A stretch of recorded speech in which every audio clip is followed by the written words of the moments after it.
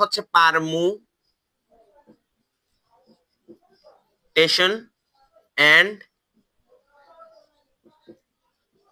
Combination. অনেকের কাছে বিষয়টা নতুন মনে হইতে পারে, বাট এটা এইচএসসির বইয়ে দেওয়া আছে এই টপিক, যেটার বাংলায় বলা হচ্ছে বিন্যাস ও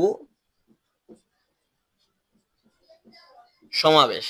আপনারা একটু নামে খেয়াল করেন, এই পারমুটেশন শব্দের অর্থ হইতেছে হচ্ছে বিন্যাস, আর এই কম্বিনেশন শব্দের অর্থ হইতেছে সমাবেশ। এখন আমরা একটু বাংলা দিয়ে প্রথমে বিষয়টা বোঝার চেষ্টা করি যে আসলে কি বোঝায়। আপনি যারা আসলে এই মানে এগুলা যে তৈরি করা হয়েছে, এটা নামের সঙ্গে তার কাজের কোনো বেমিল নাই। নাম যেমন তার কাজটাও ঠিক তেমনই। আমরা একটু বোঝার চেষ্টা করি। দেখেন এখানে বলা আছে বিন্যাস। বিন্যাস মানে কি? ধরেন আমি আপনাকে বললাম যে এ বি সি, এই তিনটা বর্ণ, এই তিনটা বর্ণকে আমি বললাম যে এটারে আপনি কয়ভাবে বিন্যাস করতে পারবেন। মানে বিন্যাসের অর্থটা হইতেছে সাজাইতে পারবো, সাজানো। বিন্যাস মানে কি?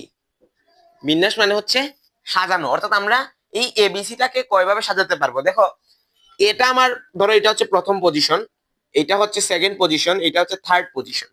তো আমি এখানে এবিসিটাকে এই এটাকে প্রথমে একবার প্রথম পজিশনে বসাইছি, বিটাকে দ্বিতীয় পজিশনে বসাইছি, থ্রিটাকে আমি তৃতীয় পজিশনে বসাইছি। এবার আমি চাইলে কিন্তু এই বিটাকে প্রথম পজিশনে বসাইতে পারি, এটাকে দ্বিতীয় পজিশনে বসাইতে পারি, সিটাকে এই পজিশনে রাখলাম। আবার চাইলে আমি বিটাকে এই পজিশনে রাখলাম, সিটাকে 2 নাম্বার পজিশনে নিয়ে আসলাম, এটাকে এই পজিশনে নিতে পারলাম।